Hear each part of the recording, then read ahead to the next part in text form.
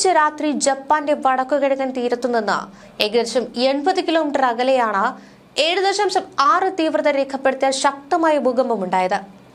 വലിയ കുലുക്കത്തിന് പിന്നാലെ തീരപ്രദേശങ്ങളിൽ ആശങ്ക പടർത്തിക്കൊണ്ട് മെഗാക്വക്ക് മുന്നറിയിപ്പ് ഔദ്യോഗികമായി പുറപ്പെടുവിച്ചിരിക്കുകയാണ്.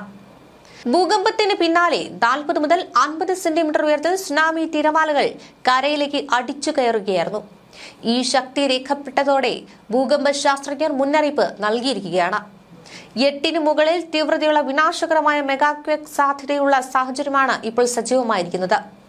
ജപ്പാന്റെ വടക്കു കിഴക്കൻ തീരത്ത് ഇതിനകം തന്നെ അടിയന്തര മുന്നറിയിപ്പുകളും തീരപ്രദേശങ്ങളിൽ ജനങ്ങളെ ഉയർന്ന പ്രദേശങ്ങളിലേക്ക് മാറ്റുവാനുള്ള നിർദ്ദേശങ്ങളും നടന്നുകൊണ്ടിരിക്കുകയാണ്.